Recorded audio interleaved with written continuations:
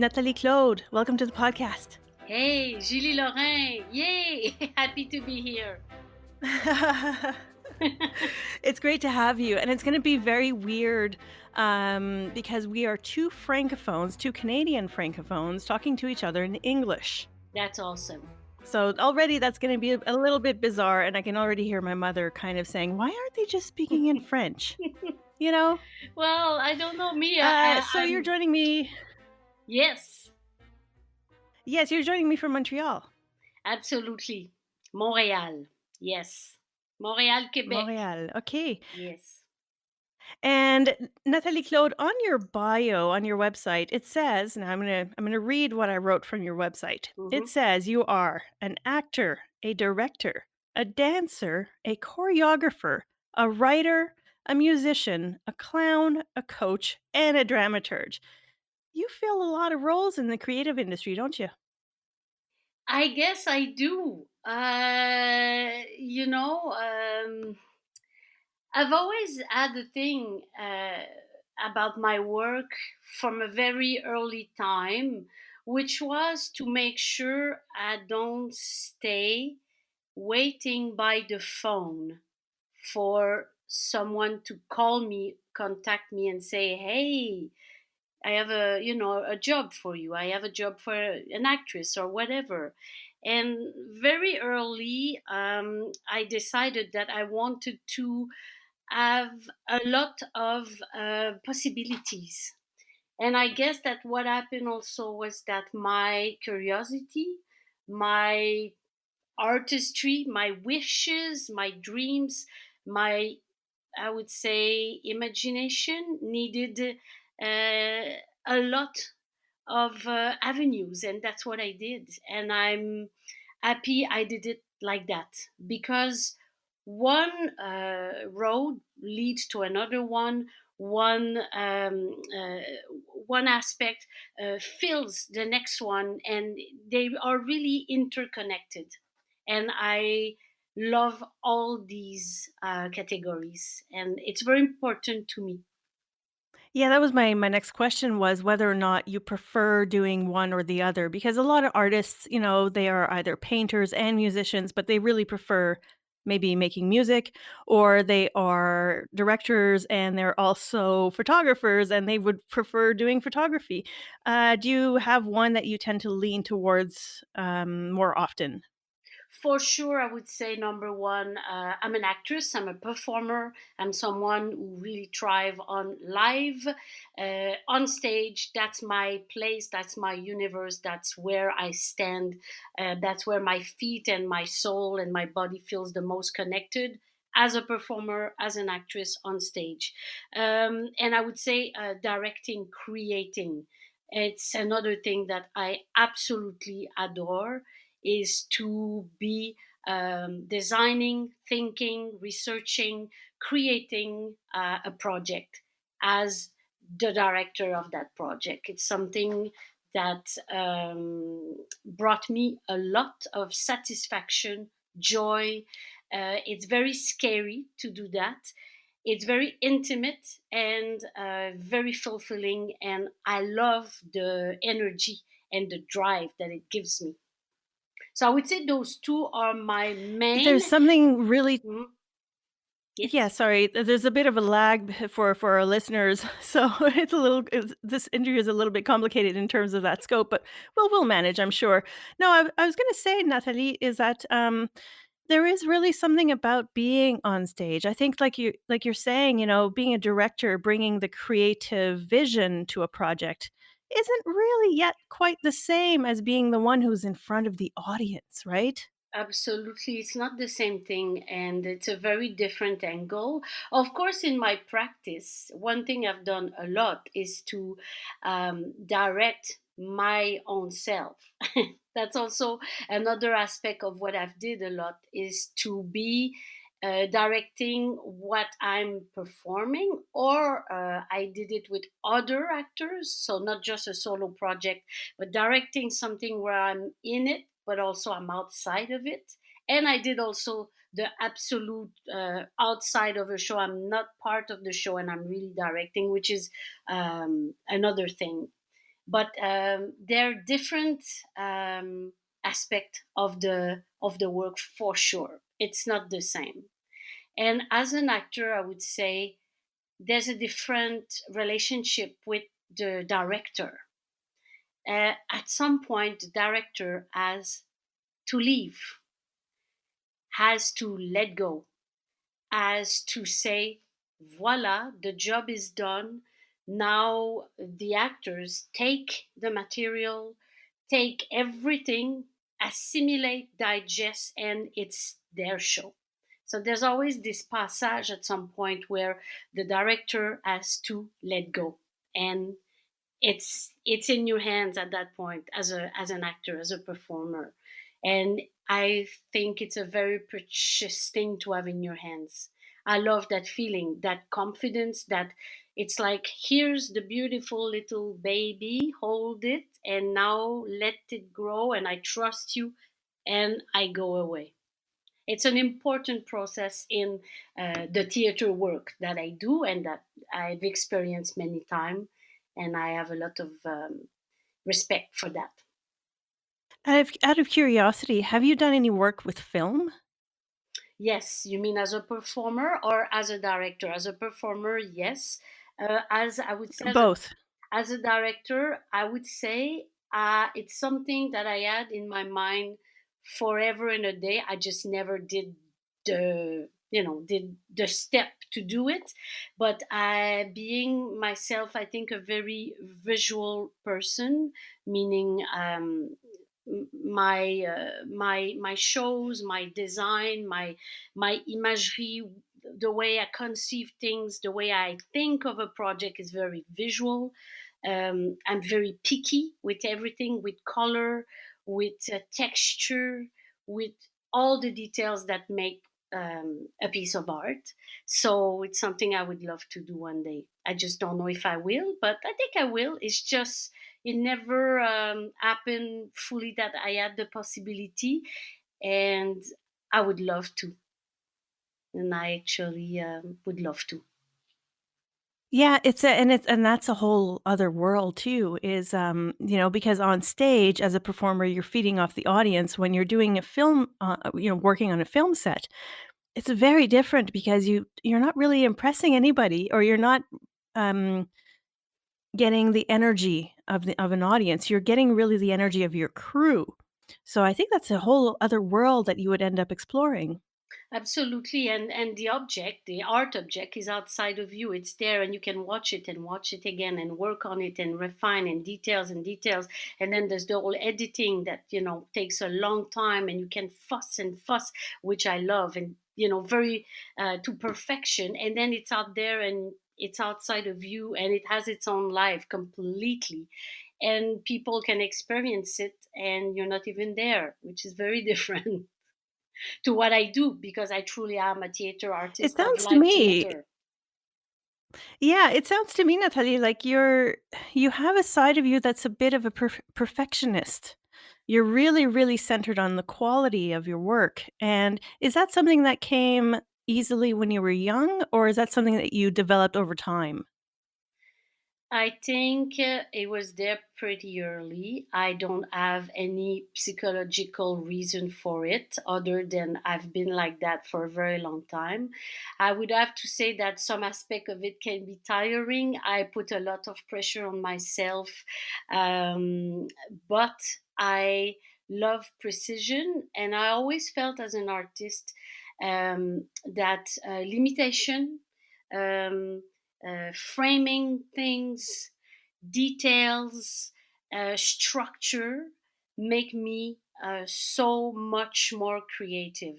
I am not scared of that. To the contrary, when I frame myself as an artist a bit, of course, I'm not talking about something, just a bit, uh, I feel way more free.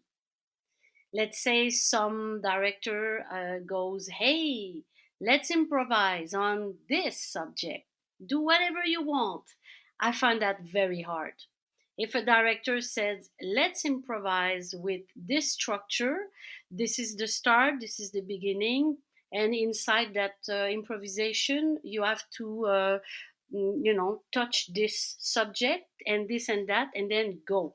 Already, uh, something might come from that way quicker. And yeah, so there's a freedom in that. And for me, there's a joy. I thrive on It's funny precision. because we sorry, Nat. No Again, worries. we're having issues with the lag here, but, yeah, I was just gonna say it's funny because, I interviewed your wife, Julie McInnes, and that's Hmm. exactly what we talked about was how creativity tends to thrive within a certain set of boundaries Yeah. that, a lot of artists get lost. They get lost when there's too many, constraints and when there aren't enough, because I find, at least for me personally as an artist, having, like you said, a little bit of boundaries gives me a challenge, and I really like that aspect, the challenging aspect. Is that something that you like to do to yourself as an artist? Do you sometimes challenge yourself with your own boundaries? Do you sometimes impose, like, kind of creative challenges on yourself to grow? Well, of course, in some ways, sometimes I don't realize it, and sometimes it's very, very clear. I've created some work. For example, simply out of an object. I put this object in my hands and went, okay, this has power, this has something, and that's the start, and I'm stuck with it, and I have to use that. You know what I mean? So it could be as simple as that, and it could be very complex, and I have a lot of layers.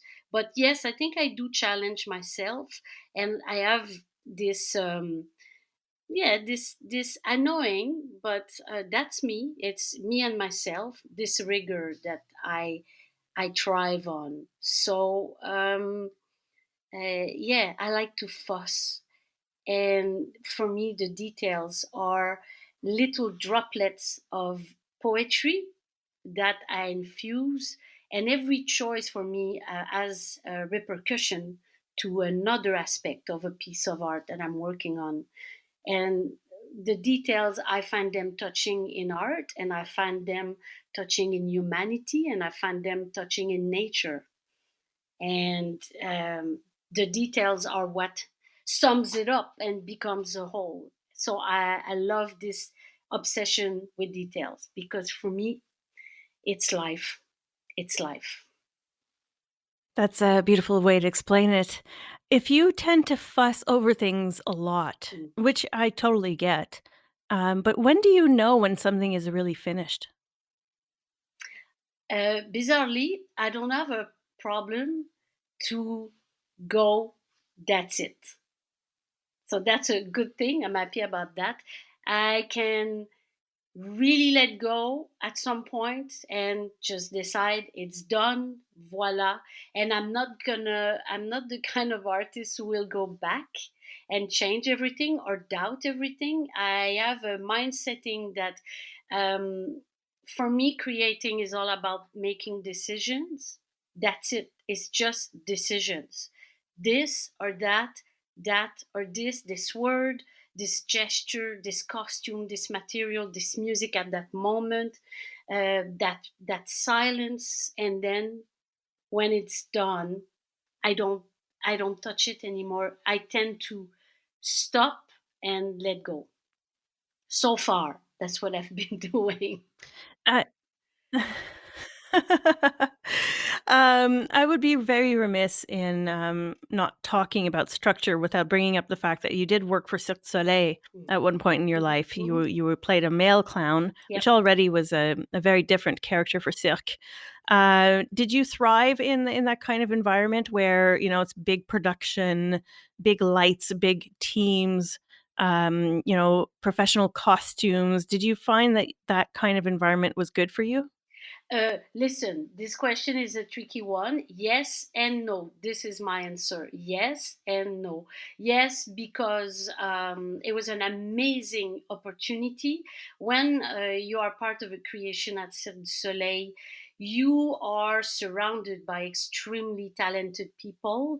At the start of creation, you are in it. It's huge. There's a lot of beautiful minds, a lot of beautiful wishes. They have the means, or they add the means. Let's not talk about Cirque du Soleil now. But so, yes, it's very invigorating. It's amazing. And when I joined, I was very happy because it was at that time in my life exactly it was fitting for me. I was tired of doing 25 different projects to make sure I survive as an artist, and also my head was so full of so many creations and so many different things. Being a teacher, being a coach, an artistic coach, being an actress, directing something, doing a cabaret, doing an MC job for a festival. So all these things were great, but at that point, I was a bit tired, and I went, okay, that's cool. This offer comes, and I can focus on one thing, which is performing. I'm a performer. I felt very at ease with the offer of being a male clown. It's something I've done a lot of drag before, and I really enjoyed that. I played a lot of male characters before for comical projects, but also serious ones. Like I played in a Shakespeare when I was younger, and I played a big dramatic role, and it was very illuminating to be able to play male roles. But to answer your question, the other side of it, no. I didn't feel at ease in such a big thing over time. I love my theater world. I love the intimacy. I love the collaboration with the other actors, with the designers. And this kind of show after the creation is kind of leaving on a train in a way. It's an image and it's gone in the universe. And then you travel and you perform hundreds and hundreds of shows. And for me, artistically, it didn't sustain me and didn't nourish me enough. And so I felt really out of my world at some point, and I had to come back to theater, to my roots, and to collaboration, and to a smaller scale as well, something quite different. And I'm very glad I did the experience. That's where I met my amazing wife, Julie McInnes, and that was extraordinary chance to perform with her for years, to see her perform, to be together inside that. But then at some point I had to come back home, not just home from my home, but home to my art, which is truly theater. Yeah, and Montreal is, a very, very special city. Um, I moved to Montreal for 3 years. I lived there for 3 years from Ottawa. I've moved back to Ottawa, and I think you only really appreciate Montreal once you've left. Um, did you find that that was the case for you? Did you find that at a certain point you were kind of, enjoying yourself with Cirque du Soleil, maybe touring the world and things like that, but when you came back, you had a different appreciation, I would imagine? Absolutely, yeah. I traveled a lot. We had, amazing experience and all that. But when I came back, and I was very happy to be back home, and I missed it. And it's perfect like that. It's the best way to miss something. It's remove it from, your reach. And I even missed the snow. Strangely enough, at that point, I was over it. I was like, okay, oof, the winter is long, it's tough. And then I started to miss it because I was away from it, barely saw snow in the 3 years I was at Cirque, got to experience winter that is more like Vancouver style or Seattle, which is a lot of gray sky, a lot of cold rain. And suddenly, uh, I started to miss the snowflakes and the blue skies of Montreal in winter because we do have a lot of light, even though we have a lot of snow. And I remember when I came back after the 3 years in my headphones on the plane, I put Robert Charlebois, Je reviendrai à Montréal. And it's a beautiful song about returning to Montreal. And I think I had a couple tears in my eyes. And yeah, to leave makes you appreciate what you've missed. And I left also my art and I came back and I was like a wolf. When I came back in 2015, I felt so famished for theater, for collaboration, and for the work I love. It's funny you say that, Robert Charles Lebois, because for me, it was Ginette Renault. I would just put on Ginette Renault, and I would be like, "Ah, yeah, Montreal," you know? Um, it's, the other thing about Montreal is that it's within Quebec, and what I found absolutely fascinating about living in Montreal is the Quebec culture, Mhm. the Quebec arts scene, the Quebec theater scene, the film structure, the kind of mini Hollywood that occurs within Quebec, Yeah. which you don't see anywhere else in Canada. And one of the things I've been wanting to do with this podcast is invite more Quebec performers and artists to the show because English Canada doesn't know who you are. Yeah. Um, how do you feel as a Quebec artist? Do you feel like you're closed off from the rest of Canada and perhaps even from the rest of the world, or do you like that kind of scene? Well, it's both. I love that kind of scene. I love the Montreal, Quebec scene, francophone, and all that. But I would say, I have to say that I am a peculiar one inside the pot. I am extremely bilingual. I speak English the best I can. I write in English. I performed in English a lot. And I worked a lot and collaborated with a lot of Anglophone artists in Quebec and in Toronto. So I've been out there because of maybe a love I have for language. I truly have a love of language since a very long time. Funny enough, I was raised by my parents, very Quebecer, nationalist, separatist at the time, kind of both speaking very well English, but both going like, that's bullshit, and never encouraging necessarily us to speak the language. I failed my English at high school.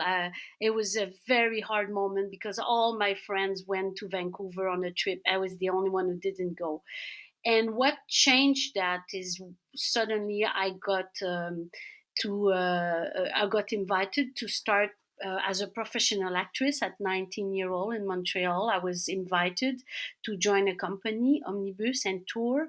And one of the first tour I did with them, we went to Vancouver, Winnipeg, and I remember there was a theater company from South Africa and one from London, and these people were the coolest. And when I saw them, I think at that point I was 19. When I met them, and I had this barrier of language, and all my life, as a teenager, and all, I was very shy to speak English, and suddenly something clicked in my head. I went, "This is what I need to do. I want to communicate. I want to talk to these people. I want to exchange. I want to know." And it switched. And from there, I really opened up, and I've learned for many years. I studied Spanish. I went to Spain at some point to study when I was younger, and then Italian. And I wish I could speak 10 language, really. I think it's just a question of time and energy, but truly it's something I would love is to, more and more. I would like to really learn well Italian and then move on to another one. I love words. I love language. I love voices. I love communicating. And so, yeah, but in Montreal, I would say one thing that happened with me as an artist is that very quickly I felt I want to communicate with my work. I want to make sure anybody is not left on the side and cannot understand me. I'm talking about my personal work of created my own creation. And I really started to develop a way of writing. I think that is something I've done a lot, is bilingual writing of my text for theater. And often when I did it for my solos. I did it for vaudeville that I wrote for a sapphic cabaret that I wrote for many years, little vaudeville plays. And every time I did this kind of writing and work for theater, I try to not have a ratio of English and French that is equal. Let's say I don't translate everything I say in French or in English, I just switch from one to the next. And then That's it. And I started to have a lot of pleasure with that, with suddenly having in my vaudeville an English character who appears, and then everybody start to talk a bit in English with it, and then move back to French, and then more English, and the same with my solo work. It's like a minding. Maybe it's very Montreal, and I never thought about that, but maybe my writing for these solos and all that is very Montrealer, because for me this franglais is beautiful. I love it. And also in theater, inside the theater world of Montreal, really feel a fracture between the French and the Anglophone, and it saddens me. I was lucky enough to perform with them and invite them in my work. And but I feel this fracture and I don't like it. It's something that I would love to merge more. But I was really lucky to be able to have friends in all these realities and invite them with me to play. I did a show in Montreal many years ago in 2004 as an example. It was a show with a friend dancer, Lynn Snelling, amazing dancer, amazing choreographer and teacher now at university in is it Edmonton? Sorry, Lynn, if I'm not doing the saying the right thing. So I did this show with Lynn Snelling, and she came to me with a book of Nancy Houston, great writer, who is from Canada, English speaking, and now lives in Paris and writes in French. Already very interesting story of her work and her life. And she came to me with this book called Limbo, and it's a text about inspired by turning around the universe, the world, of Samuel Beckett, theater writer. And she wrote the book one page in English, one page in French. That's how Nancy Houston devised the book. It's a little booklet. To the left, I think it's the English, and then to the right, it's the French. And when you read both at the same time, one after the next, it's not at all the same translation. It's two universe parallel, similitude, but she doesn't go word to word. And when Lynn came with this book, she said, could we do something with that? And we just went, okay, I agreed. I was like, this is beautiful, a beautiful language. And Lynn being a dancer, me being an actress, and we decided to work with all these differences and to join forces in this play. So it's the kind of work that I love. And I have to mention a person in my life that also created that openness in my head about doing theater or doing this kind of live theater, and not needing to have only one aspect of the language, is Paula de Vasconcelos, which was the director of a company in Montreal called Pigeon International. And I remember seeing her work before having the chance to work with her for many, many, many years. I remember seeing her work, and suddenly a character came. So all the characters are speaking French. It's a beautiful show, very visual, very physical. And then suddenly this character comes in, Lenny Parker, amazing friend and actress. Uh, and she speaks in English, and nobody changed anything. She just started speaking in English inside this Quebec creation of a beautiful show, and that's it. And Paula always used that and played with that with within her shows, and that was a big influence in my work, I would say. Yeah, I think for people who are not in Quebec, this is actually a really big deal in Quebec theater to throw in some English in an otherwise francophone show. So, but also, like you said, Nathalie, it's very Montreal. You know, it just makes sense in a way to have that kind of bilingualism. But I find that approach very interesting. So I'm really glad that you're doing it. So I guess it isn't. I guess doing that makes it more accessible also to perhaps Anglophone theater audience. Yeah, and when I did these pieces, for example, the solo, it was also often in a context of a cabaret or a festival, because those pieces were short. I wanted to make sure that everybody was having fun. watching it. And because I love to play with words, even though I'm a very physical actress, always extremely physical, but I love to have language inside the work. It was a way to go, okay, well, everybody in the room will have and figure out something out there, and that's what happened. And it also allowed me to travel a lot with my solos. Managed to go a lot in USA, mainly in New York City. I did all my short solo in New York. I went in Europe, in Slovenia, in Berlin. I managed to go also almost every year to Toronto, quite often at Buddies in Bad Time Theatre. So I really created a relationship with the theatre through Moynihan King, who was a associate artist there and artistic director of the Hysteria Festival. So these things allowed me to move around, and it doesn't take away anything from the pure joy and the pride of doing a show all in French and loving it. And it's, for me, it's just another aspect of my work that is very me, and yes, very connected to where I live, Montreal, being this city, multicultural, and my experience with my friends who are from all around and speaking many different languages.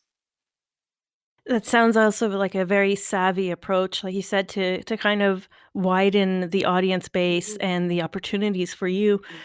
There's a book that I've been meaning to read. I think it's called The Death of the Artist. I have to look up the title again to be sure.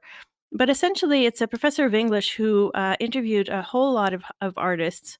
And he wrote a book pretty much out of concern for the fact that artists, especially today, are having a tough time because of big technology is taking away, their jobs, or they're expecting artists to work more for free.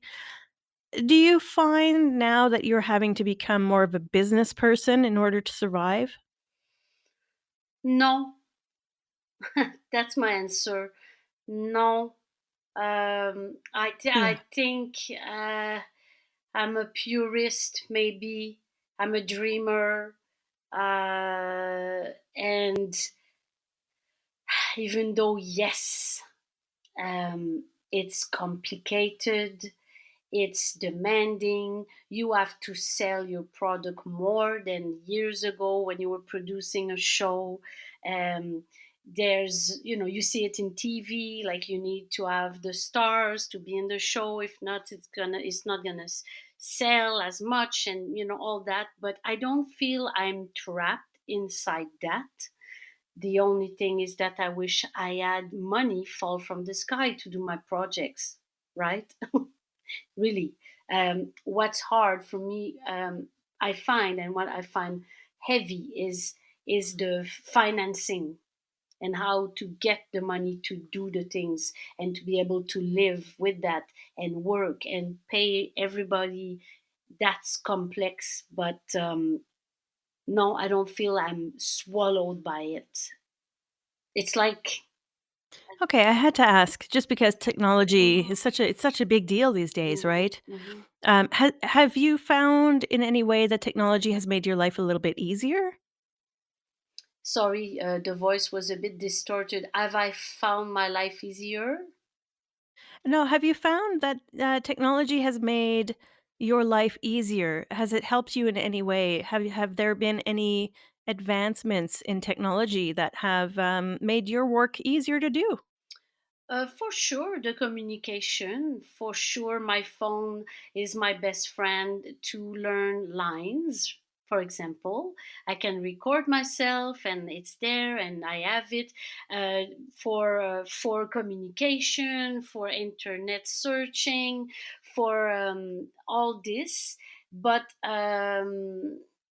I I would say that I like to think of my work as something more crafty and like bricolage, something you do with your hands. And I say that, and I did a whole show with robots that were created by a robot technician, and that was a very big project for me. And yes, this one was a show that I wanted to do and it was impossible to not do it without technology, without the help of someone who can think and realize this wish I had that I thought was impossible as a theater artist to have with me live human sized robots performing with me on stage. And it was my wish to try to do a solo and not be alone. And technology in that case was my friend. I would say that's the time in my work that I was the closest to technology, and it gave me a lot. And it was an amazing experience. But other than that, I would have to say that right now, I'm a bit, I wish I could take my computer and burn it often. I wish I could disconnect myself from social media, from news, from constant, and I do miss researching in a book, in an encyclopedia. And I hate myself to write on the computer now. Years ago, when I was writing a lot, I was always writing with a pen and paper. And recently, inside the rehearsal project, I ended up writing again with a pen and paper and realizing the beauty of it, the simplicity of it, and you don't write the same way.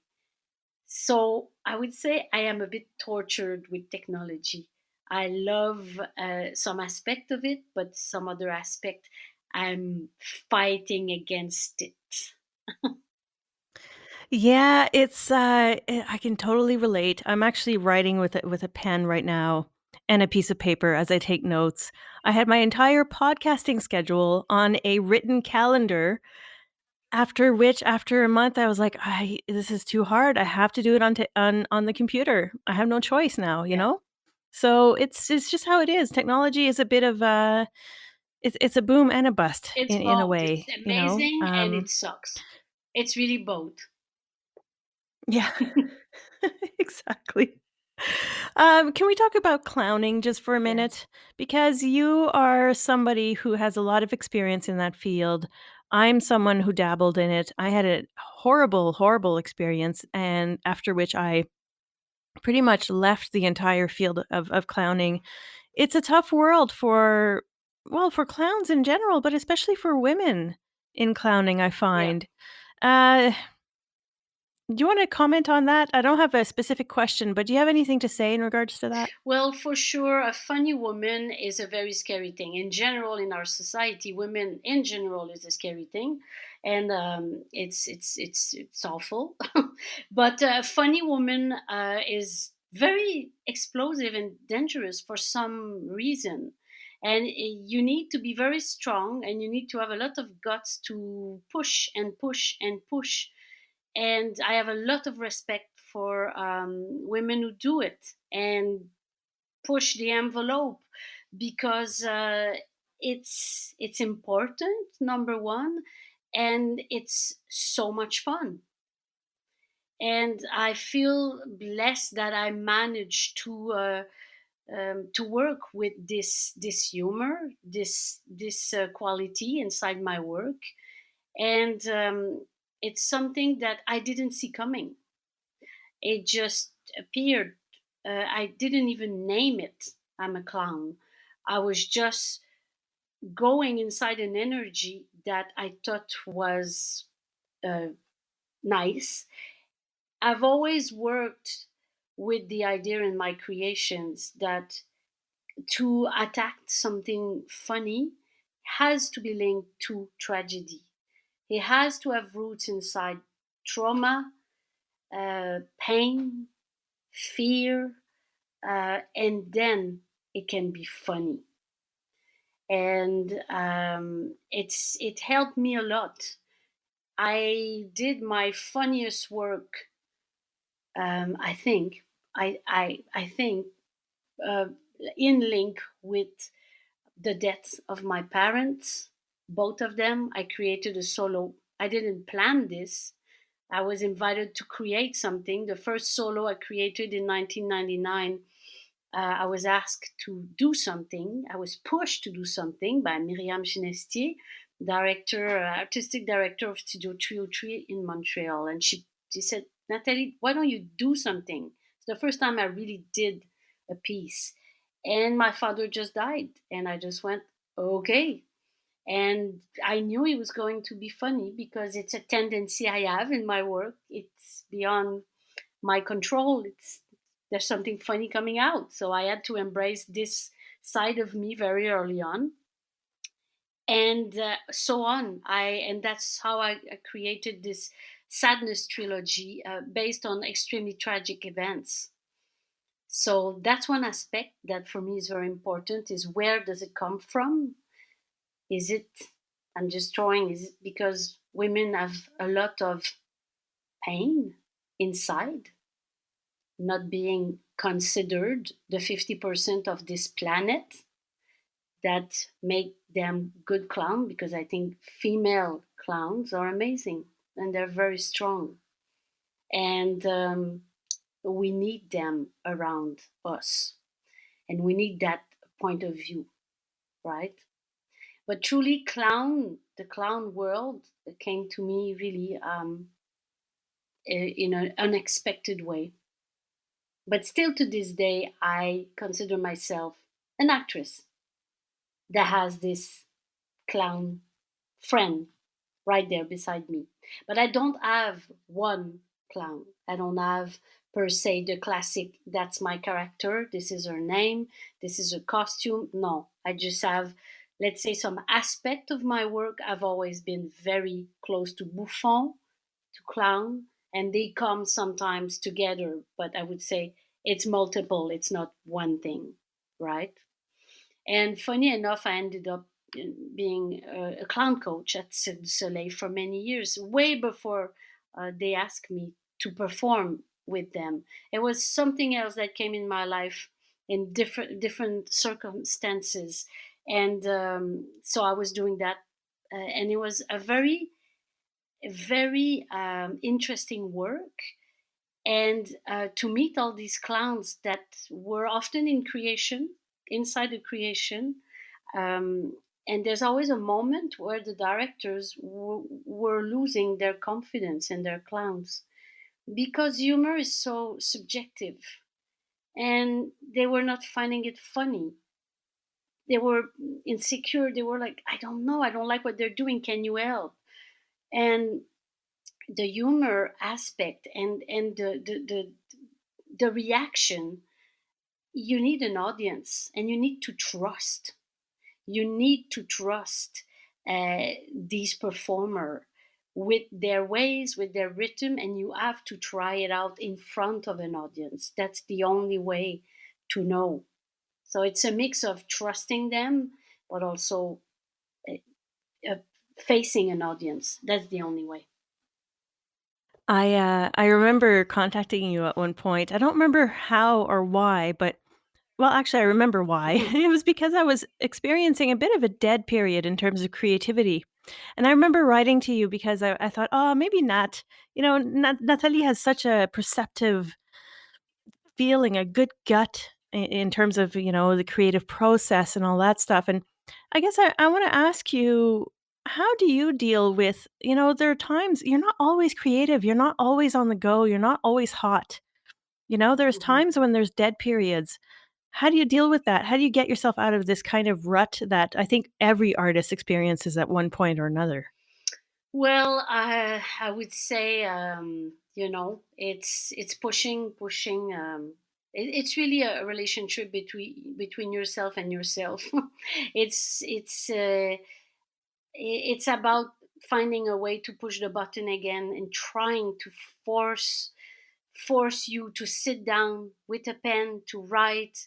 It's about finding a way to push the energy and go, okay, let's go. This project has been in my head for so long.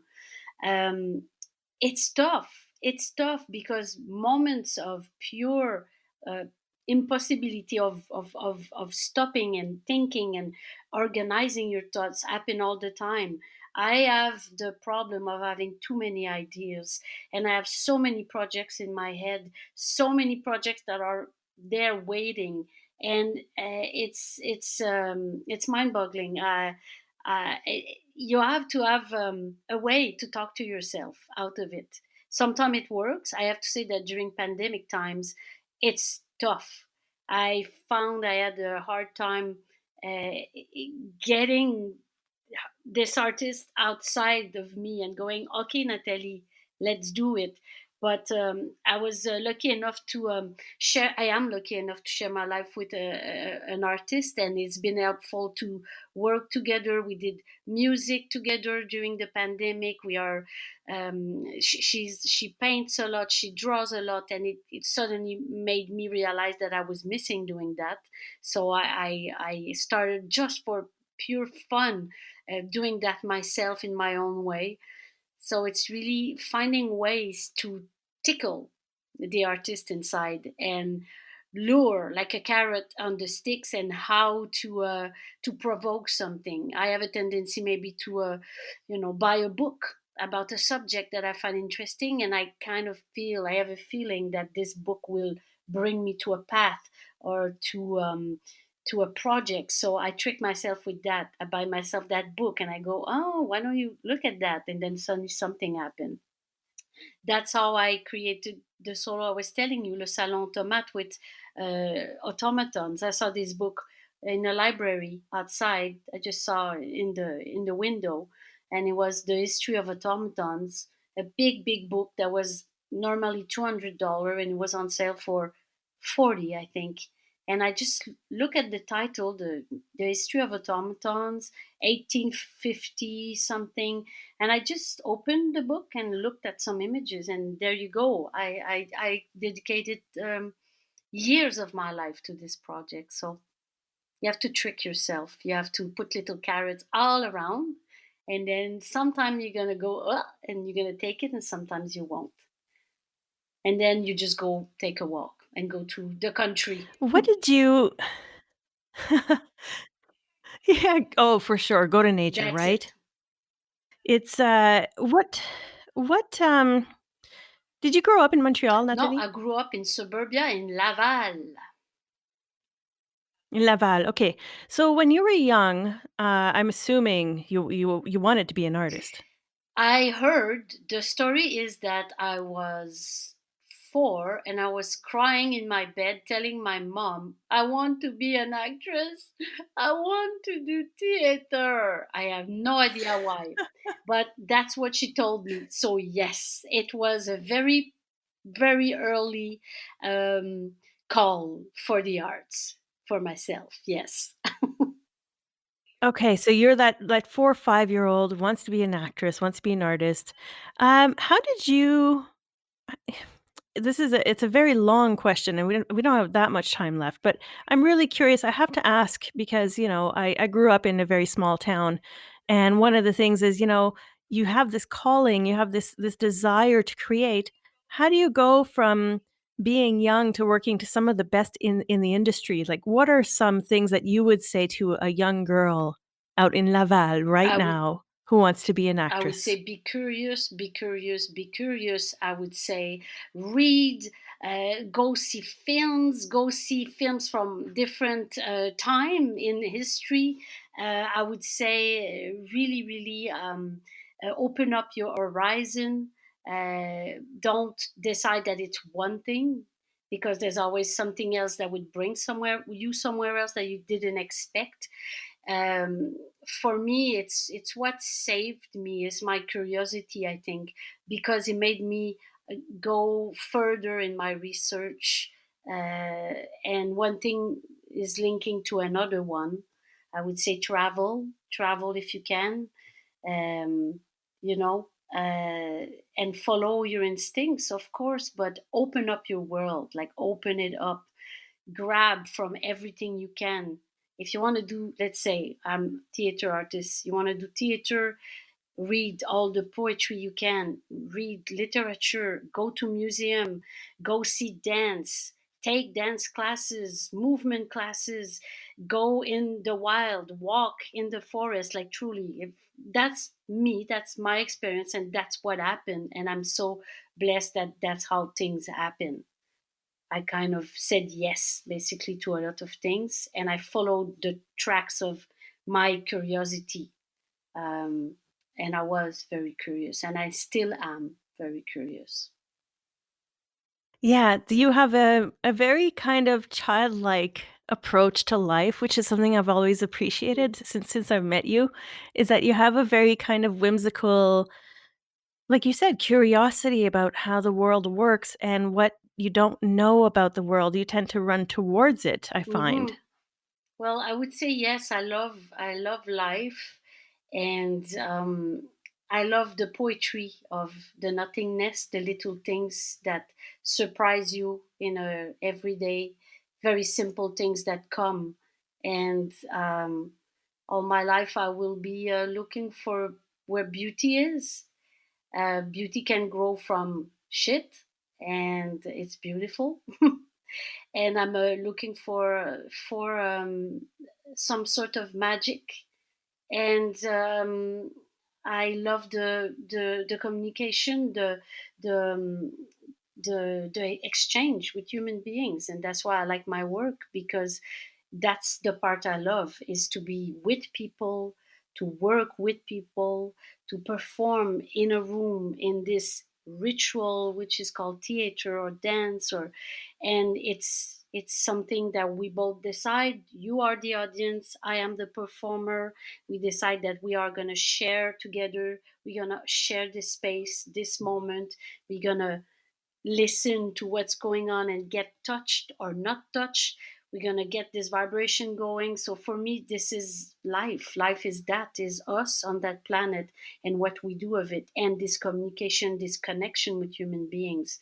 And for me, art is a major thing, because it elevates us.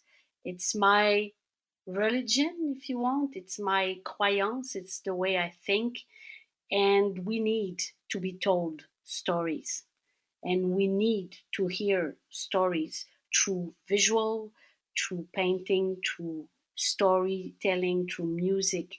But it's about being told something, and it's very interesting to have the point of view of an artist given to you, because this is a filter. This is a filter that comes from this entire human being, what they experienced, what they saw, what they smelled, where did they go, how did they grow up.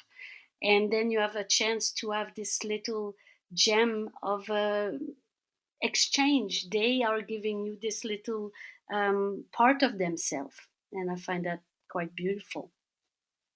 I'm just gonna pause a little bit here because that was actually really beautiful of you to say. Thank you very much. Um, so I I wanted to know, we have a few minutes left, about 5 minutes left, and I know that you have been with, Yeah. Momentum, so that's a theater company that you've been involved with for a while.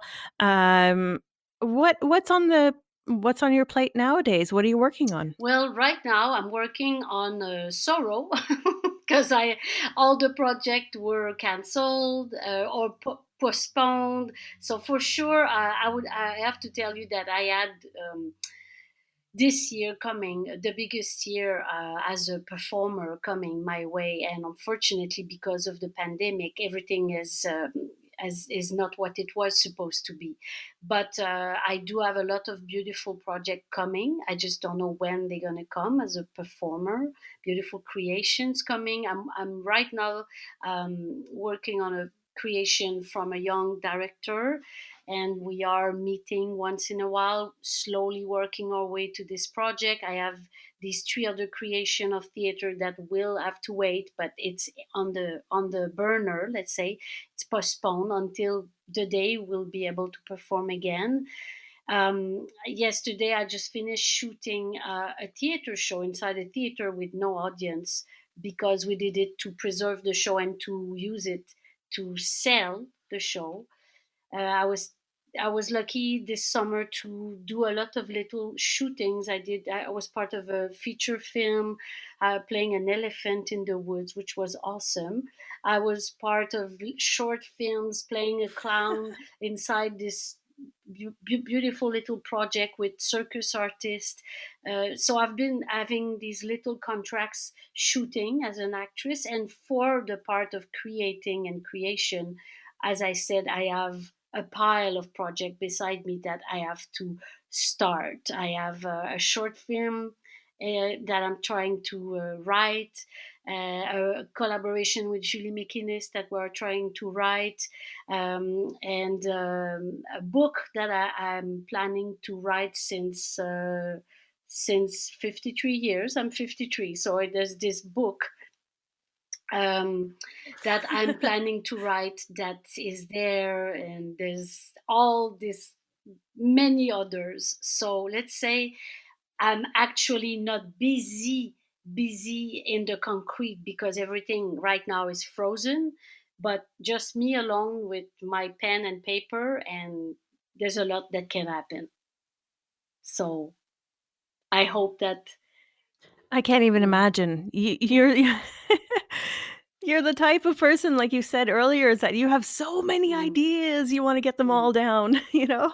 And I don't know if I will have time. So, I would imagine, yeah, for somebody like you. Yeah, well, that's the thing is that, for somebody like you, this pandemic is no, it's not a wall. It's a legitimate kind of break to actually put down on paper all the stuff that you've had in And your you are head. right, because that's the positive for me for the pandemic. I was supposed to be so busy, and now I have time for my own project. And I have to kick myself and do it because this is a privilege, and it's the time right now to do that and be more internal and work on that. And I have the time, and I have less pressure and less stress. The quality of life is different. Um, there's enormous anxiety because of what we are in, but I have time, which is gold. So that's what I'm planning to do, is to read a lot, write a lot, and play a lot, and while we can. Wonderful. Well, on that note, I encourage everybody to go out and read a lot, write a lot, and especially play a lot. I think we all need a lot more play in our lives. Nathalie Claude, merci mille fois. I really, really appreciate having you on on the program.